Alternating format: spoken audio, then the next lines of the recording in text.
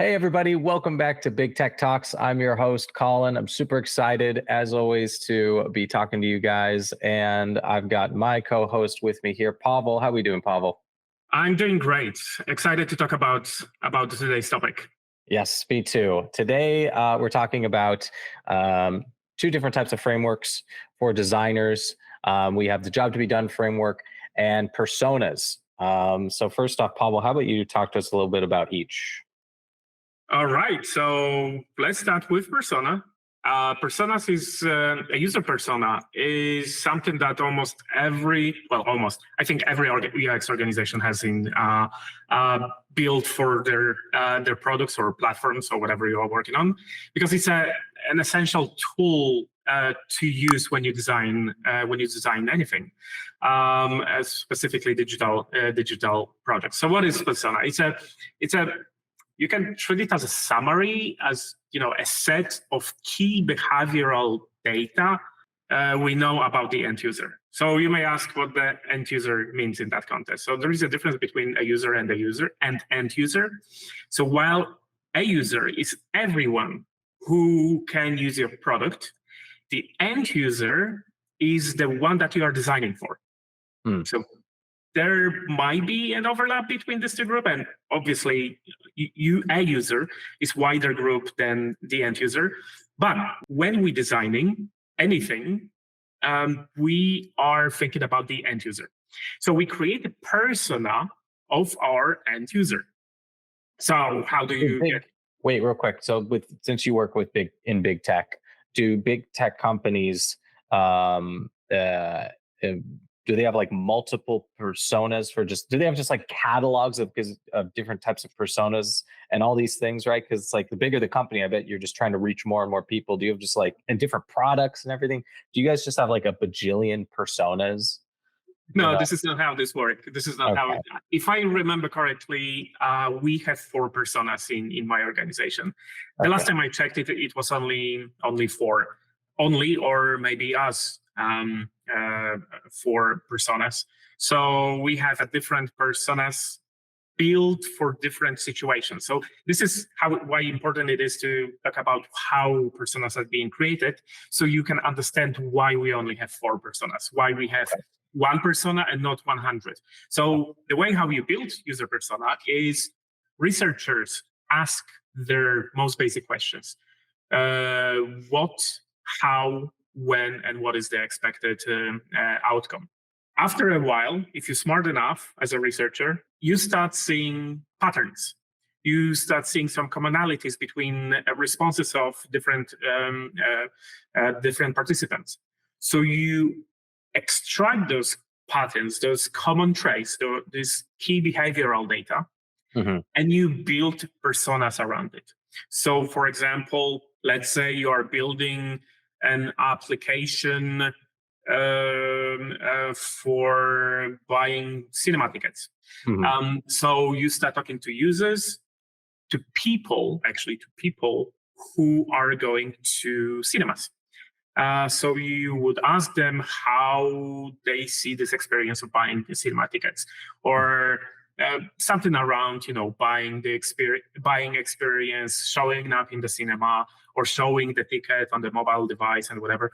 So you start asking questions about how they do this, what is their motivations, meaning why they go to the cinema. Actually, it might be quite interesting how many different reasons you may have to go to the cinema. It's not only because you want to see a movie, it's because you want to be social, it's because, I don't know, you're just going with friends. You want to take a good nap. Yeah. You don't want to talk to your significant other for 2 hours. All the. That's true. So a researcher conducting those interviews starts seeing patterns. And from these patterns, you start building a persona, a shape of a person, which is not real, that contains all these commonalities in behaviors, attitudes, motivations that you discovered during the research. So what are we going to see in there? Are we going to see like, what are some of the elements we would see inside of there? Like, for example, with the TV or the movie people, for example? What's something you might see? Okay, so for example, actually, I'm gonna have a persona printed out in here, and through the magic of editing, you are Whoa! Oh my gosh! you are now seeing it on the screen. So Wow! in this persona that I've created as part of my UX certification, I defined goals, I defined frustrations of this persona, and I've created a brief description what this person do. Mhm. I've added some additional information like education, like what is the hometown, what is the occupation, just to personalize this persona so it doesn't feel detached from reality. But what we should not add to user persona is demographics. So as it turns out, demographics don't impact user behavior. Because think about it, you are creating this persona from user behavior, from observed behavior. Mm. Okay. So there is no point of adding demographics on top of it that may bias your decisions. Okay. So race, age, or gender is not really as important to put into the user persona. I mean, we usually name personas, so usually you have a name, so you can derive the gender from it. But pretty much that's it. And the trained designer would try not to look at the gender, as it is not a factor in behavior when we're talking about user personas. Again, personas came from observed users' behaviors during interviews.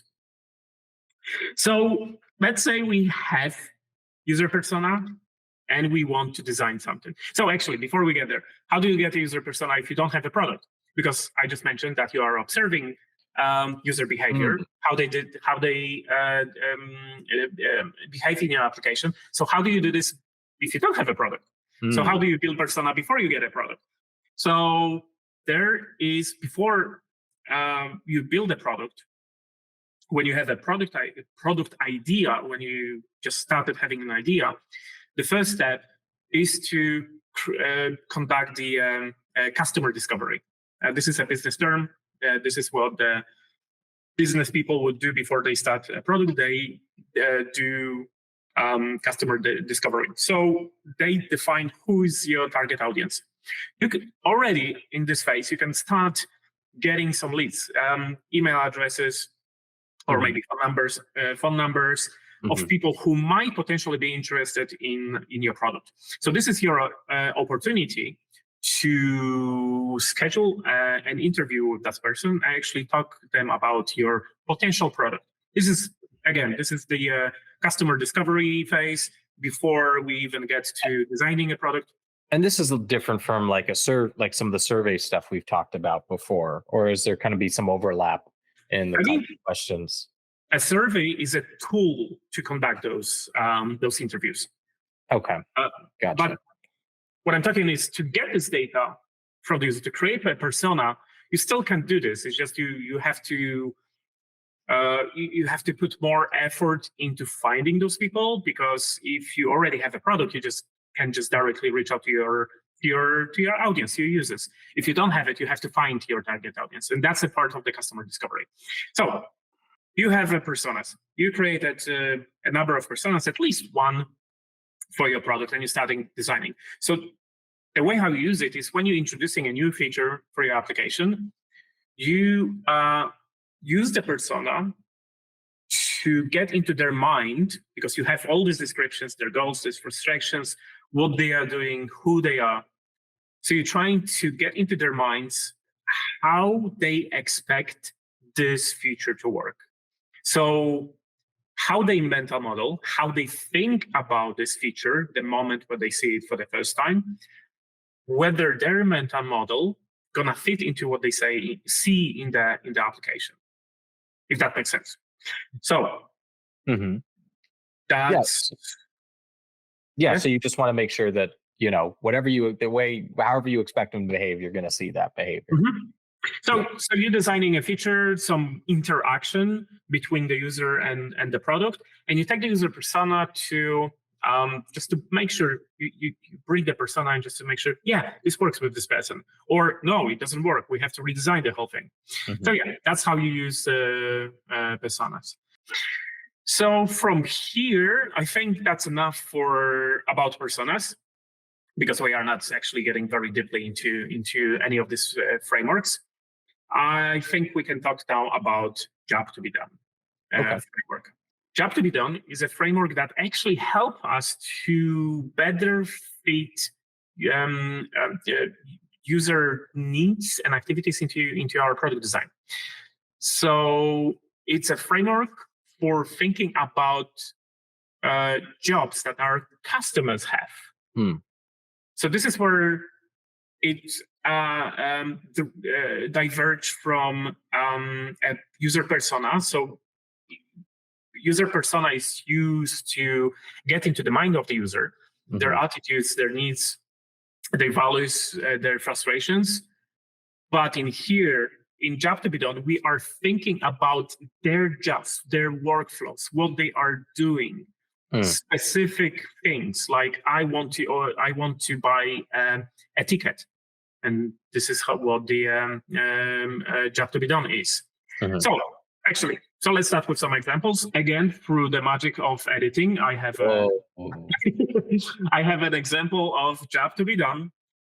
When I do my taxes, I want to find all possible tax deductions so I can minimize the taxes that I need to pay. So this is an example of JobtobeDone. Let's get to another example. When I receive an email with tickets to a concert that I just ordered, I want to create a calendar entry with attached tickets so I can remember about the concert and have tickets ready when needed. So to create a JobtobeDone, you started when so the situation, I want to, then you describe what the user wants to do, so and then the expected outcome. So this is how you define JobtobeDone. Aren't a lot of these things going to end up in a persona when we talk about someone's goals, right? Like if a person, we go into a persona, their goal would be, right, it'd be a lot of the things you just described, wouldn't it? Yes, but when you're working with personas, your goal might be, I want to get to the movie theater. Or that would be very poorly defined goal. The actual goal would be, I want to spend quality time with my family. Okay. How you do this, it's not really included in personas. Okay. You don't really have you didn't really capture the right flow. The activities that lead to that goal being. Yes. So actually the combination of the need, the situation, and the outcome. So JobtobeDone actually describe those. It tells you when, the situation, what, and what is the expected outcome, which is not captured by the personas. So let's just focus for a moment about the characteristic of JobtobeDone. So JobtobeDone is relatively stable in time because your application doesn't change as much. So if you're a ticketing application, it doesn't change as much. So the user flows doesn't change as much. So it's relatively stable in time. And the second characteristic is that it's solution agnostic. So these two JobtobeDones, there's no solution. When I do my taxes, I want to find all possible tax deductions so I can minimize the taxes that I need to pay. It doesn't mention how you do this. It doesn't mean that I'm gonna go to Google tax deductions, whatever, and end up on my page. Okay. It's not about the solutions. It's about user workflow. Yeah, workflows. And JobtobeDone force us to think about the problem our customers need us to solve. What do you think are the prior skills necessary? Because we have people here who might one day want to be, practicing these skills and develop them. And Yeah. They might want to be designers, right, and researchers. So, what kind of person or what kind of skills? What's the persona of somebody who would be good at making these? So this is very much work for a researcher. So you can't do this. You can't just sit at your table and figure out personas. When you do that without actually prior research, without research data, you mean that you are doing this wrong. So without actually talking to people, or at least seeing reports with user statements from the interviewer, you won't be able to craft a persona or job to be done. You actually have to understand what users are doing to do this. So you have to, I mean, you can be completely novice researcher and start with your first interview and then craft persona. That's okay, as long as you know how to conduct the interview and how to derive the right conclusions from that. So you don't really need a prior experience, but you need to talk to your customers. You really need to like flesh out what are their needs, what are the motivators, and the situations, their frustrations, and goals, and that's how you start. So it's to me, it sounds like communication, curiosity, and empathy are at the heart of getting this ball rolling. Totally, 100%. Mm-hmm. That's exactly what you need to do to start building personas or job to be done. Mm-hmm. Okay, cool. So I guess, can one replace another? Question. So what do you think? It doesn't. It seems like they're both pretty important. Like you need to understand the people, and you need to understand what needs to be done to get those things. So it seems like they're a good. They go together pretty well. So the first time when I learned about the job to be done framework, I was fascinated by it, and I thought, oh my god, it's gonna replace personas. But then I actually started working with both personas and job to be done framework. I started using them in my work, and no, it won't actually happen. It's not. There is no better tool in this situation. It's actually different tools. This is something that UX designers or interaction designers or product designers are using in different situations. When you thinking about different aspects of the product design, while personas describe motivations, values, goals, and responsibilities, job to be done describes problems, situations, and outcomes. So you are using this to get different information out of it, different aspect of your product, of what you are designing. Mm-hmm. So I wouldn't say that job to be done is going to replace personas. It's a tool. It's another tool that you use to define better user experience. Cool. Well, I feel like we really got a really great fleshed out idea of both of these concepts. And Pawel, thank you very much for helping us understand this. I want to thank everybody who has been watching throughout this video. If you have any questions or comments about these two frameworks, or maybe if you've had some work experience and you'd like to share what it was like for you making personas or job to be done framework, go ahead and go down the comments. Please leave a like. Please subscribe to check out more of our Big Tech Talk content. And with that, I will let Pawel say his goodbyes too. Okay, thank you for listening, and see you next time. All right, bye everybody.